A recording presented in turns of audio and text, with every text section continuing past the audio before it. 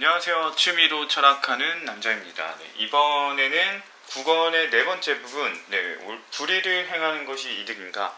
이 부분을 한번 살펴보겠는데요. 일단은 이 부분에 대해서 소크라테스는 비유적인 접근을 하면서 이제 이야기를 해 나가게 됩니다. 그 과정에서 이제 상 세 가지를 그려내게 되는데요. 그냥 우리가 어떤 개인이 있다고 했을 때 그 안에는 세 가지 상이 있다. 기본적으로 이렇게 얘기를 하는 거예요. 그래서 보면 괴물의 상, 사자의 상, 인간의 상이 있다. 이렇게 얘기를 하게 되고요. 그래서 그 세 가지 상이 이제 개인 안에 존재한다. 이 얘기를 하게 되는 거예요. 그래서 괴물의 상 같은 경우는 욕구나 본능을 가리키는 걸로 볼 수가 있고, 사자의 상 같은 경우는 명예, 그 다음에 기계 같은 것들을 얘기하게 되고요. 그 다음에 인간의 상 같은 경우는 이성과 지혜를 추구하는 것을 나타내게 됩니다. 이러한 그 비유적인 내용을 바탕으로 해서 이제 불의를 행하는 것이 옳다는 주장과 정의를 행하는 것이 옳다는 주장을 서로 이제 비교하게 되는데요. 불의를 행한다는 거는 이제 괴물이나 사자의 상이 이제 잘 대접받고 인간의 상이 이제 홀대되는 경우를 얘기를 하게 됩니다. 그래서 이제 비이성적인 행동을 하게 된다 이런 얘기를 하게 되는 거죠. 근데 이게 과연 개인에게 있어서 이득일까? 괴물과 사자를 중심으로 행동을 하게 됐을 때, 비이성적인 걸 행동하게 됐을 때 과연 그 사람의 행동은 올바른 것이냐라고 했을 때, 이득이 되는 것이냐 했을 때 그렇게 보기는 좀 어렵다라고 보고 있는 거고요. 반대로 이제 인간의 상이 괴물과 사자의 상을 지배하고 이제 감시하면서 보살피게 되면은 이로움이 있다라고 얘기를 하게 되는 거죠. 이렇게 보면서 이제 정의를 주장하는 것과 불의를 주장하는 것의 특징을 얘기하게 되는데요. 정의를 주장하는 것은 이제 진실을 말하게 된다라고 얘기를 합니다. 왜냐하면 미덕이나 이런 것들을 추구하는 존재들이 정의를 이제 추구해야 한다라고 얘기를 하기 때문에 이 사람들은 거짓을 멀리하게 된다라고 이야기를 하게 돼요. 그래서 이제 진실된 이야기를 하게 된다라고 보는 거고요. 근데 불의를 주장하는 사람들의 경우는 이제 거짓 이런 것들을 이제 기피하지 않고 오히려 거짓말을 더 하고 다니게 되죠. 그래서 이제 이 사람들은 잘못된 거를 옳은 것처럼 주장을 할 수 있다라는 얘기를 하게 되죠. 이러한 접근은 뭐 적절한 접근이라고 보긴 좀 어려울 수도 있는데요. 왜냐면은 정의를 주장하는 사람들이 거짓을 말할 때도 있을 수 있기 때문에, 자기는 그러지 못하면서 남에게는 정의의 잣대를 들이댄다거나 이런 것들을 보면은 그들의 말이 다 진실이고 올바른 것이냐라고 해봤을 때 그렇지 않을 수도 있다라는 점을 이제 간과하고 그야말로 이론적으로 사변적으로 접근을 했다라고 볼 수가 있을 것 같습니다. 다음으로 이제 비유를 통해서 여러 행동들을 분석을 하게 되는데요. 이제 괴물의 상, 사자의 상, 인간의 상을 바탕으로 해서 그 행동 분석을 하는 겁니다. 그래서 고매함 같은 것, 고매함이라는 이제 그런 명칭을 쓸 때는 괴물이나 짐승의 부분이 인간, 신적인 부분에 이제 종속되어지는 경우를 말하는 거예요. 그래서 정의를 행하는 경우가 이제 고매하다 이렇게 얘기를 할 수 있다고 말하고요. 그 다음에 수치에 대한 부분을 보면은 이제 수치는 인간적인 부분, 신적인 부분이 괴물과 짐승의 부분에게 종속되어지는 경우를 말합니다. 그래서 우리가 이성적으로 생각해 봤을 때 저건 좀 아니다 이렇게 생각하게 되는 경우들이 그런 거죠. 그래서 이제 그 소크라테스가 예시로 들어주는 거는 불의하게 황금을 갖는 것, 이것도 이제 괴물의 부분에 종속되어졌다 얘기를 하는 거고요. 그래서 이걸 다르게 보면은 훌륭한 부분이 사악한 부분의 노예가 되는 거고, 이걸 또 다르게 말하면은 자기 자식을 이제 팔아버리는, 황금을 받고 팔아버리는 경우가 같다라고 얘기를 하게 됩니다. 자식 같은 경우에 이제 소중한 존재잖아요, 일반적으로. 그렇기 때문에 이런 경우가 같다 이렇게 보는 거고요. 그 다음에 방종함에 대해서 얘기를 하게 되는데, 방종함 같은 경우는 괴물이 너무 거대해진 거예요. 거대해지고 그 다음에 이제 그 괴물을 통제할 수 있는 수단이 없는 거죠. 그래서 이제 괴물이 제멋대로 행동하고 다니는 상태를 방종하다 이렇게 얘기를 하게 되고요. 이런 방종한 상태는 비난을 받게 된다라고 얘기를 합니다.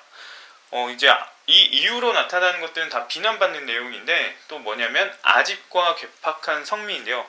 아집과 괴팍한 성미는 이제 사자나 뱀 같은 부분이 지나치게 커서 나타나는 현상이라고 볼 수가 있어요. 그래서 결국에는 이제 명예나 이런 것들을 추구하는 부분이 굉장히 크기 때문에 나타나는 이런 행동적 특징이다 라고 볼 수가 있고요.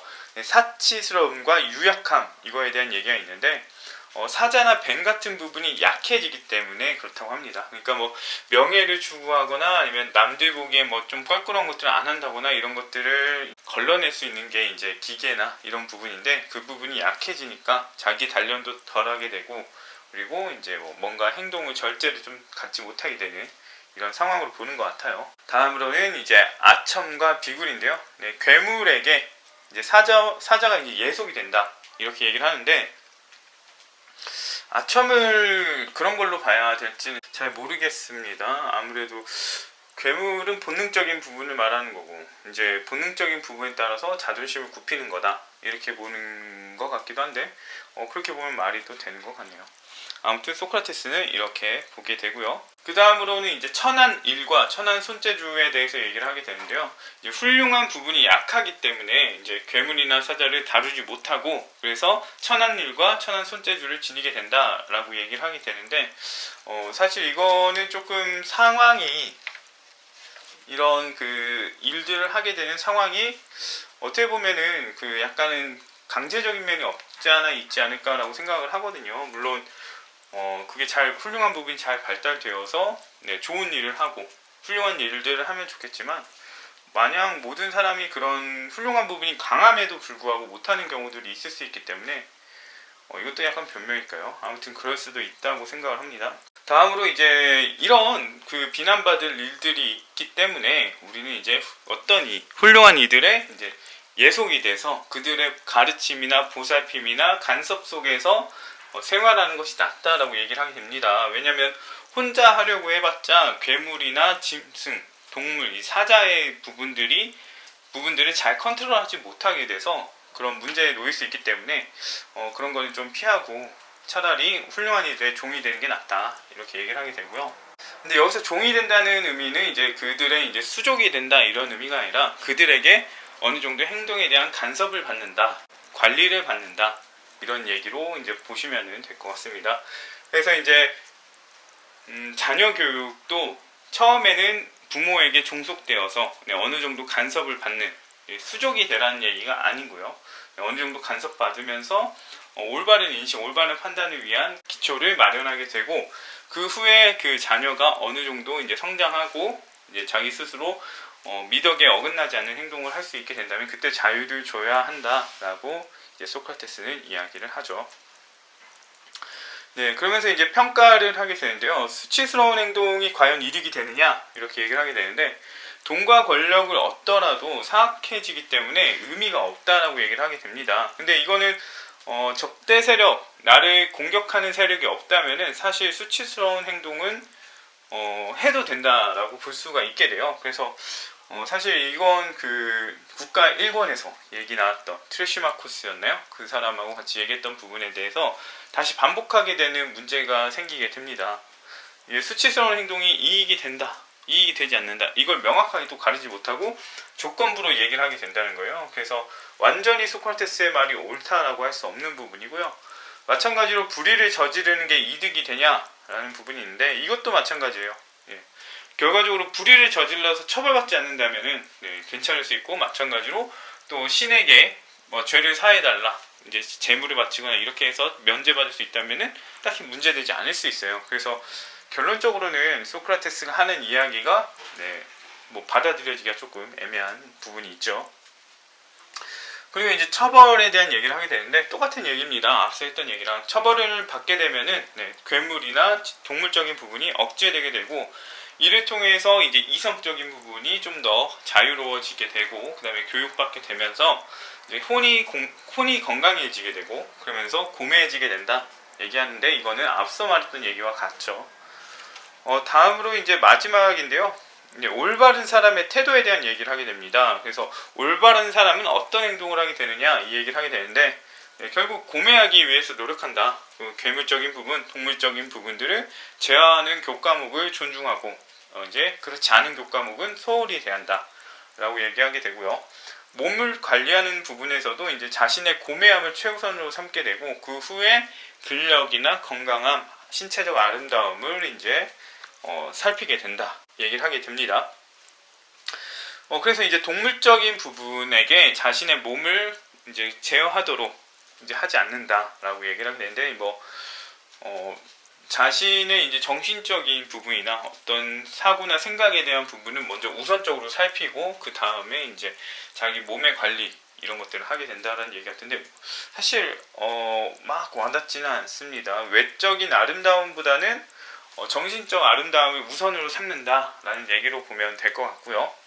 이제 돈을 이제 쓰고 이제 버는 것과 관련해서도 질서와 조화를 지키면서 이제 벌게 되고 쓰는 것도 마찬가지로 과소비하지 않고 적당히 쓸 때는 쓰면서 이렇게 생활을 하게 된다 얘기하고요. 그 다음에 명예 같은 경우 이 올바른 사람이 명예를 추구할 때는 기존의 질서를 파괴하지 않는다라고 얘기를 하게 돼요. 여기서 이제 기존의 질서는 제가 봤을 때 미덕에 따른 질서라고 생각이 되고요. 만약에 미덕에 따르지 않는 질서가 있다면 그 질서는 분명히 제가 봤을 땐 파괴하지 않을까 이런 생각이 듭니다. 왜냐하면 올바르지 않기 때문에 이 사람들은 기존 질서를 따르지 않으려고 할 수 있기 때문이에요. 그리고 이제 마지막으로 이제 정치에 관련된 건데요. 정치는 이제 현실 정치는 입문을 하지 않고요. 이상국가, 앞서 이제 글라우콘이나 아데이만토스를 놓고 얘기했던 이상국가와 관련해서는 이제 정치적으로 입문을 할 것이다라고 얘기를 하게 돼요. 그러니까 이제 글라우콘이 이제 물어보는 거죠. 근데 생각해보면 이상국가는 현실적으로 존재하지 않으니까 이런 올바른 사람은 현실의 정치에는 관여하지 않을 것 같다라고 얘기를 하게 되죠. 그러니까 이제 소크라테스도 어느 정도 인정하면서 이상적인 국가, 앞서 우리가 가정했던 국가는 하늘 위에 있는 것이다. 그냥 본보기로서 존재하고 있다. 그리고 올바른 사람은 그런 본보기에 맞춰서 그 나라의 그 이상적인 국가에 대해 정치에 참여하겠지만 현실 국가에서는 그렇게 참여하지 않을 것이다 라고 얘기하며 내용을 마치게 됩니다. 보면은 결론적으로는 사실 그게 없어요. 특정한 뭔가를 또 제시하거나 새로운 뭔가를 제시하지 않고 결국에는 사람들에게 올바른 걸 택하는 것이 옳다라는 것을 명확하게 증명하지 않고 있다는 걸 볼 수가 있어요. 사실 그게 그런 점들이 문제죠. 누군가에게 무조건 올바라야 한다라는 걸 이제 명확하게 주입시킬 수 없다는 점. 그것 때문에 이제 문제가 생기긴 하는데 사실 올바르지 않다면 그 피해를 다른 사람들이 보기 때문에 그런 부분들을 항상 올바른 것들을 지키려고 노력을 해야 되는데 그 피해가 일상생활 하면서는 그렇게 크지가 않으니까 그렇게 크지 않다 보니까 사람들은 어느 정도 불의를 저질러도 용인을 해주죠.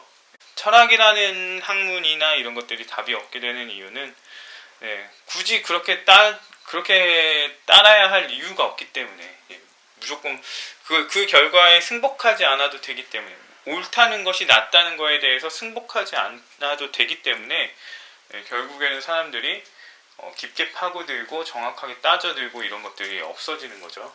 그래서 소수만이 하는 학문이 돼버리는 건데 아무튼 9권의 내용은 여기까지고요.